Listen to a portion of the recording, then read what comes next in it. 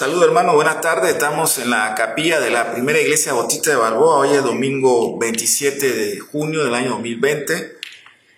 Iniciamos entonces la parte final de la exposición de la Iglesia de la Odisea. Recuerda que estamos estudiando el libro de Apocalipsis y hoy debemos terminar esta primera parte. Si el Señor así lo permite, ya entrando el mes de julio, vamos a continuar con este mismo estudio, pero ahora vamos a ver también las promesas que el Señor le hace a cada una de estas iglesias si cambian y se vuelven a Él. Vamos a tener una oración y empezamos pues con la exposición final de la iglesia de la Odisea. Amado Dios y Padre Celestial, en el nombre de Cristo Jesús te damos gracias, Señor, por esta semana que ha pasado y hoy, Señor, el inicio de una nueva semana. En medio de un caos y una crisis mundial de salud, Señor, seguimos manteniendo nuestra fe y nuestra mirada puesta en ti, confiando, Señor, en el cuidado y en la protección que tú nos das, Señor. Ayúdanos, Señor, a vivir de una manera que te honremos en todo lo que hagamos. Te lo pedimos en nombre de Jesús. Amén. Amados hermanos, entonces, la Odisea representa a la iglesia que es exteriormente, pero solo exteriormente respetable, pero interiormente carece de compromiso. Como cualquiera de las iglesias meramente nominales con las que estamos familiarizados en nuestros días. Iglesias que tienen una apariencia de piedad, pero dentro de ella, dentro de su ministerio en lo interno, es una iglesia que está completamente alejada de la palabra del Señor, que no vive conforme a la medida que el Señor le ha dado a su pueblo. Cuando la metáfora cambia y se habla de desventurado, como en el verso 17, desventurado, ciego y desnudo, nos preguntamos si los miembros de la iglesia de la Odisea eran cristianos convertidos realmente, si había entre esa comunidad de creyentes de la Odisea personas que habían experimentado realmente la salvación. Vamos entonces a la Biblia, en el capítulo 3 del libro de Apocalipsis, verso 14 en adelante, dice el Señor: y escribe al ángel de la iglesia en la Odisea: he aquí el amén, el testigo fiel y verdadero, el principio de la creación de Dios, dice esto. Y lo mismo que al resto de la iglesia. El Señor le dice: yo conozco tus obras, que no eres ni frío ni caliente. Y le dice: ojalá fuese frío o caliente. Pero por cuanto eres tibio, dice el Señor a la iglesia de la Odisea, y no frío ni caliente, te vomitaré de mi boca. Porque tú dices, la iglesia de la Odisea decían para ellos mismos: yo soy rico y me he enriquecido y de ninguna cosa tengo necesidad. Y no sabe que tú, le dice el Señor, eres un desventurado, miserable, pobre, ciego y desnudo. Por tanto, continúa el Señor diciéndole a esta iglesia: yo te aconsejo que de mí compres oro refinado en fuego para que seas rico, y vestiduras blancas para vestirte, y que no se descubra la vergüenza de tu desnudez, y unge tus ojos con colirio para que veas. Y el Señor dice: yo reprendo y castigo a todos los que amo, sé pues celoso y arrepiéntete. He aquí yo estoy a la puerta y llamo, dice el Señor. Si alguno oye mi voz y abre la puerta, entraré en él y cenaré con él y él conmigo. Al que venciere le daré que se siente conmigo en mi trono, así como yo he vencido y me he sentado con mi Padre en su trono. El que tiene oído, Oiga lo que el Espíritu dice a las iglesias. La descripción cambia nuevamente y se refiere a una casa. Dice el Señor en el verso 20 que Él está a la puerta, llama, golpea y espera. Si alguno le abre la puerta, dice el Señor, como yo espero que me abra, entraré y cenaré con él como he prometido, y él cenará conmigo. Esta es la esencia de la entrega entusiasta a lo que Cristo nos ha llamado, a una comunión y una relación personal e íntima con Él. Nunca me he podido explicar por qué hay personas que, predicando esta porción de Apocalipsis, aplican este texto a las personas no creyentes, cuando este es un texto en el libro de Apocalipsis, que estamos exponiendo esta noche, donde el Señor le habla a la iglesia. Él está a la puerta y llama y está esperando. ¿Qué está esperando el Señor? Que la iglesia local abra las puertas y permita que el Señor de la iglesia entre y guíe y dirija a su pueblo. Es cierto, la iglesia se ha mostrado siempre temerosa de lo que se considera como el entusiasmo. Hay muchas comunidades cristianas que tienen miedo al entusiasmo, al gozo, al ánimo al momento de realizar los ministerios propios de la iglesia. Sin embargo, tenemos que hacer memoria y ver hacia atrás y recordar, por ejemplo, a hombres como John Wesley y sus amigos, que para muchos de los obispos de ese tiempo lo miraban a ellos con desprecio por este entusiasmo que ellos mostraban, sobre todo en el momento de predicar el evangelio a las comunidades donde iban. Es una comunidad a la que dirigía John Wesley, donde todos los hermanos con ánimo y con diligencia y con mucho entusiasmo predicaban el evangelio a todas las personas, no solamente en Inglaterra, salieron de Inglaterra y llegaron a países como Canadá o Estados Unidos con ese entusiasmo. Ellos, como dice el doctor D.H. Carroll, habían abierto la puerta al Señor, de tal manera que el Señor había impactado sus vidas y ellos sentían esa carga de compartir con la sociedad de su tiempo esto que había hecho el Señor. Pero muchos de los religiosos de su tiempo, muchos obispos, despreciaban estos movimientos como el de John Wesley. Cuestionaban ese entusiasmo que caracterizaba esta predicación de estos discípulos de Jesús. Algunos lo consideraban fanatismo, pero esto realmente no es fanatismo, al que podríamos definir como celo sin conocimiento. Eso es lo que es fanatismo. Pero en el caso de ese entusiasmo que debe encontrarse en las iglesias locales, para nada es fanatismo. En el caso de la iglesia de la Odisea, ellos no mostraban entusiasmo por nada que tuviera que ver con la comisión que el Señor le había dado a la iglesia. En las reflexiones de estos días hemos visto al Señor resucitado, recorriendo e inspeccionando y supervisando a su iglesia. Jesucristo no ha dejado a la iglesia sin supervisión, sin su dirección. No ha dejado su palabra, que es nuestra guía, la persona del Espíritu Santo, que nos guía a toda verdad. Pero el mismo Señor también supervisa y guía a su iglesia. Él recorre las iglesias y Él mira su condición espiritual. Al hacerlo, el Señor señala 7 rasgos que Él quiere ver en cada iglesia local. ¿Cuáles son estos 7 rasgos? Bueno, el primero es el amor hacia Él. Un verdadero y sincero amor hacia Cristo.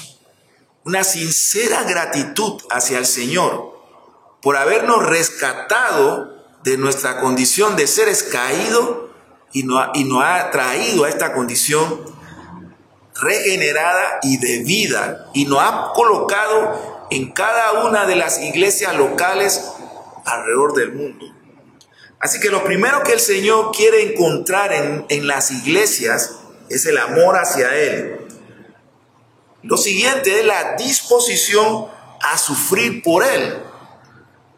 Una disposición a que no importa las consecuencias, la iglesia se mantiene predicando el evangelio a todos los hombres y siendo sal y luz en una sociedad que está caída, en un mundo caído.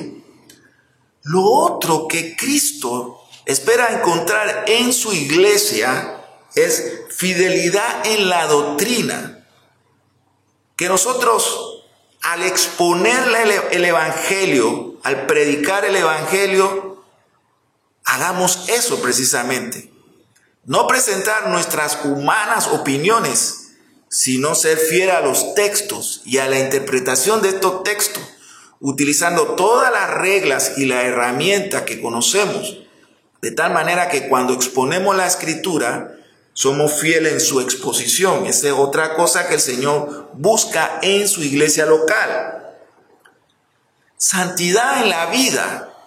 Una comunidad de creyentes que se han guardado de tal manera que no se contaminan con los pecados de este mundo. Luchamos contra esa vieja naturaleza que todavía ha quedado en nosotros, pero nos guardamos para el Señor.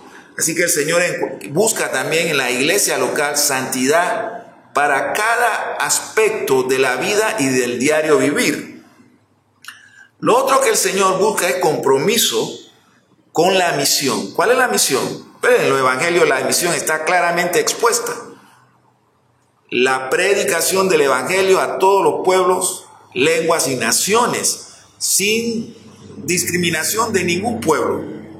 No viendo los obstáculos, sino viendo al Señor que ha comisionado a la iglesia para que ésta lleve el mensaje de la salvación. Otro aspecto que el Señor también busca en nosotros es sinceridad y entusiasmo. Sinceridad en las motivaciones que tenemos para predicar el evangelio o para cualquier tarea que hacemos dentro del cuerpo de Cristo. Que lo hagamos no buscando el aplauso o el reconocimiento de los hombres, sino buscando agradar al Señor que nos ha llamado para que seamos siervos en su casa. Y entusiasmo, haciendo las cosas de manera diligente y con gratitud. Parece ser que el Señor, cuando miró a la iglesia de la Odisea, no encontró esto. Porque Él le dice que no eran ni frío ni caliente. Ahora veamos el siguiente punto, la importancia del buen testimonio. Ahora miremos por qué es importante el buen testimonio de cada uno de nosotros como creyentes, pero también el testimonio de como cuerpo, como iglesia local. ¿Por qué tenemos que ser cuidadosos, celosos y vigilantes del buen testimonio de la iglesia local? En este caso sería la iglesia de Balboa, la primera iglesia bautista de Balboa. Si bien la iglesia de Esmirna era caliente en su celo, ardía con fuego, su fidelidad hasta la muerte ardía como un horno. En el caso de la iglesia de Sardis que vimos domingo pasado, se hizo tan fría como el hielo.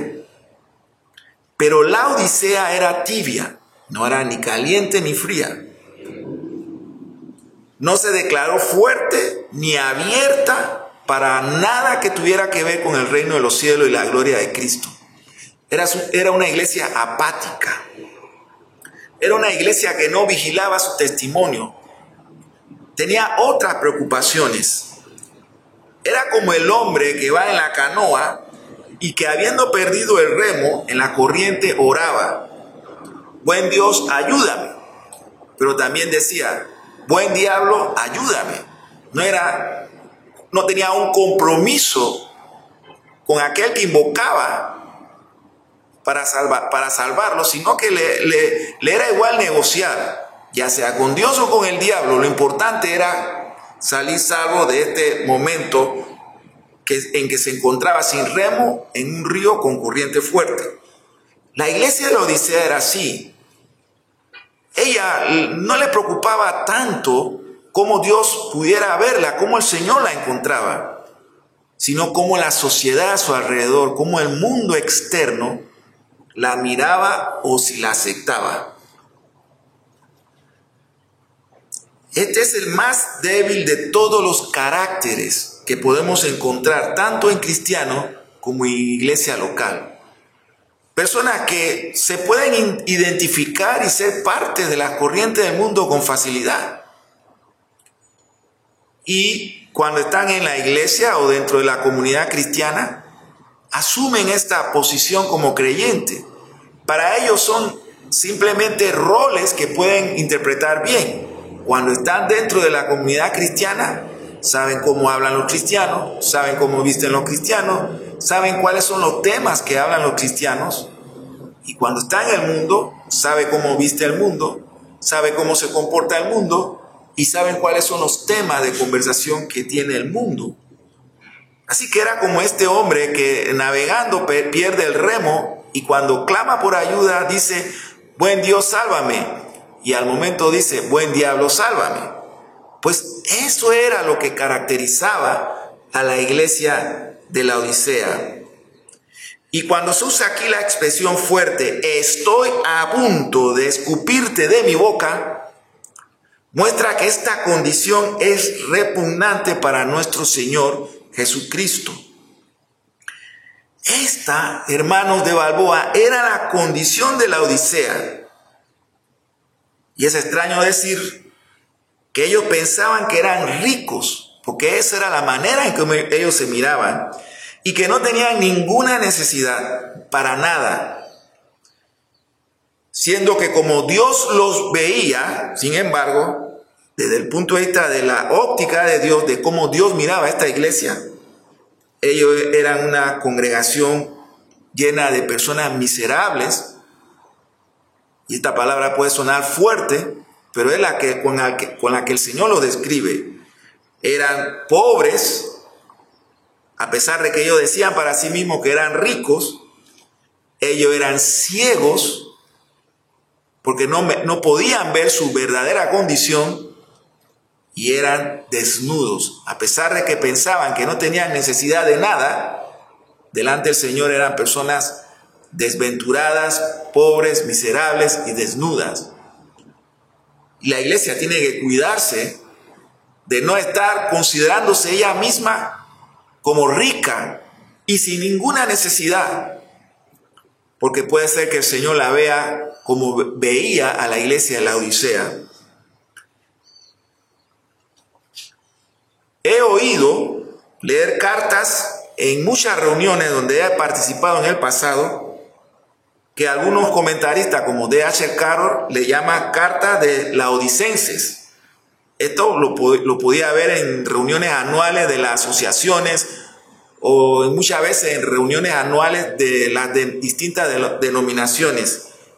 Y cuando uno escucha los informes que se dan a fin de año, parecen así: queridos hermanos, en esta carta le informamos que estamos en paz. Pueden encontrarlo en muchas reuniones anuales de iglesias.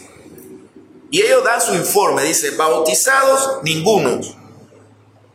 Recibido por cartas, ningunos. Disciplinado, nadie. Restaurado, ninguno. Enviado para las misiones, ninguno. Ofrenda misionera, ninguna. Nada. Esta es la paz de la muerte. Porque cuando escuchamos estos informes en los concilios o asociaciones o denominaciones o incluso informes en la propia iglesia local, tenemos que preocuparnos. ¿Qué está pasando? Pero estos informes muchas veces muestran o dan evidencia de que estamos frente a una iglesia laodicense, una iglesia que no es ni fría ni caliente. Ahora, lo cierto es, hermano, que en todos los periodos de la historia se encuentran iglesias parecidas a la iglesia de Éfeso, como a la iglesia de Esmirna, Pérgamo, Tiatira, Sardi, Filadelfia o como la iglesia de la Odisea. En cada periodo de la historia de la iglesia, estas iglesias locales han podido mostrar estos mismos carácter. Por eso que la palabra de Dios es viva y eficaz. Cuando decimos que la palabra de Dios es viva, es que es pertinente para todo tiempo, porque le habla a los hombres y le habla a su iglesia en todo tiempo, en medio de toda circunstancia. Así que cuando leemos estas cartas a estas 7 iglesias, debemos buscar en dónde el Señor nos está hablando o mostrando nuestra debilidad o nuestra falta de compromiso. Y piensen, hermanos, si estamos ya para terminar con esta iglesia, ¿qué sería si en el próximo culto, cuando las autoridades levanten esta fase o entremos a la siguiente fase y las autoridades de salud permitan la reunión nuevamente en los templos y que podamos reunirnos como iglesias, y al abrir el templo, el ángel encargado del registro, por lo menos del registro de la iglesia local de Balboa, escribiese en las paredes de toda la iglesia algunos de los nombres de estas 7 iglesias? Qué aterrador sería eso.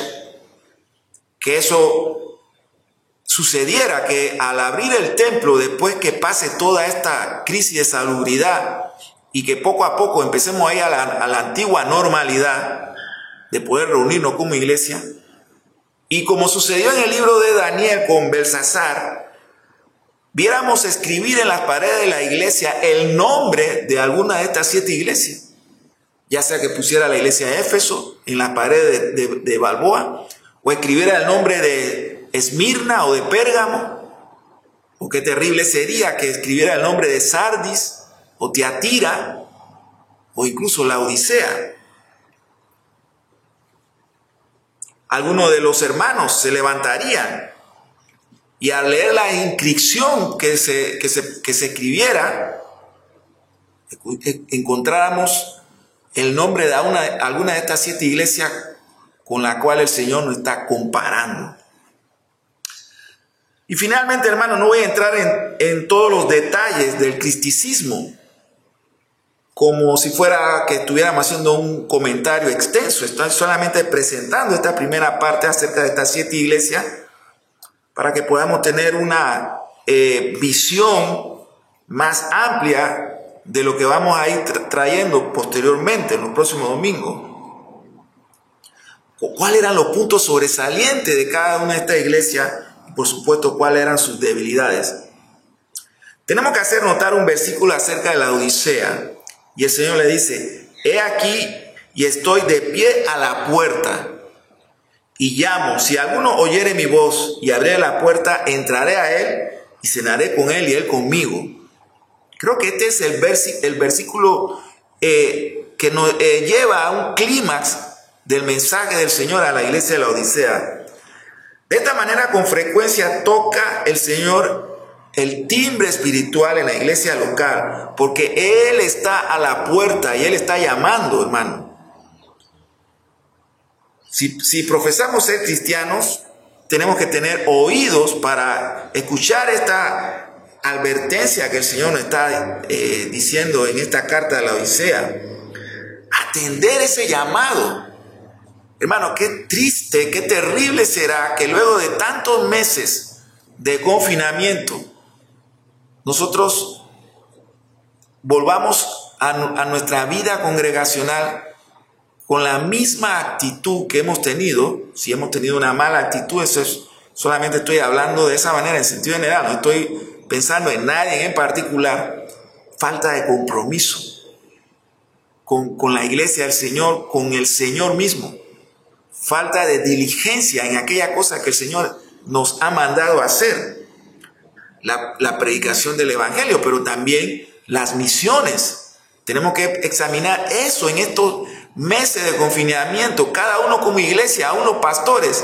Si nosotros en verdad hemos dado todo lo que podemos dar, hemos invertido los recursos que el Señor nos ha dado para lo que realmente es importante, la predicación del Evangelio y el envío de hermanos a los campos misioneros, porque en esencia Ese es el testimonio, el buen testimonio de la iglesia local, una iglesia que es viva, una iglesia que tiene compromiso con el Señor. O si podemos examinarnos durante estos tiempos y encontrar que tenemos los músculos espirituales atrofiados. Eso puede ser también que lleguemos a esa conclusión de que tenemos estos músculos de la fe atrofiados y que somos una iglesia también que en muchos aspectos de nuestra vida estamos enfermos. Pero el Señor nos advierte que Él está a la puerta y llama. Y Él tiene paciencia, pero esa paciencia del Señor también viene acompañado, si no hacemos caso, de disciplina. A veces llama al Señor a los cristianos por medio de las enfermedades. El Señor también nos llama a través de las enfermedades.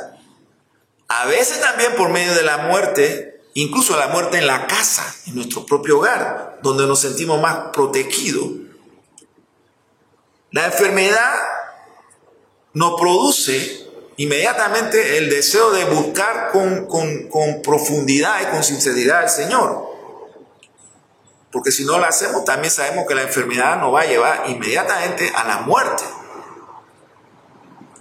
Pero sin embargo, lo importante en esta reflexión final sobre la iglesia de la Odisea es que tengamos presente que en cada aspecto de la vida de la iglesia local, pero también en cada aspecto de mi vida personal, en mi vida en el hogar, en el matrimonio, en mi forma de relacionarme con los demás, no puedo olvidarme que los ojos del Señor están puestos en mí y también están puestos en la iglesia local. Y tenemos que tener presente eso, porque esto de que Él está llamando, este es un llamado muy serio, hermano. Y donde sencillamente la iglesia ignore este llamado, lo que vendrá será entonces la disciplina del Señor. Hubieron iglesias, como el caso de Esmirna y Filadelfia, que fueron elogiadas por su fidelidad y compromiso y que no dudaron en ir hasta la máxima expresión de la fe, que fue el martirio, con tal de mostrar su amor por el Señor. Pero hubieron iglesias como la Odisea o Sardis, que fueron iglesias donde el Señor le amonestó fuertemente su falta de sinceridad a Él y su falta de compromiso. Hermano, cuando salgamos de esto, porque si el Señor lo permite, vamos a salir, que salgamos comprometidos a hacer cambios significativos en el buen testimonio o para el buen testimonio de la primera iglesia bautista de Balboa. Oramos al Señor para que esto suceda para la gloria y honra de su nombre. Oramos. Amado Dios y Padre Celestial, en el nombre de Jesús, Señor, ayúdanos para que cuando tú nos examines y nos peses, Señor, tú encuentres en nosotros aquello que tú buscas: amor a ti, fidelidad hacia ti, lealtad hacia ti, compromiso con el Evangelio y una disposición de hacer la cosa con sinceridad y con lealtad. Padre, te pedimos esto en el nombre que es sobre todo nombre, en el nombre de nuestro Señor y Salvador Jesucristo. Amén.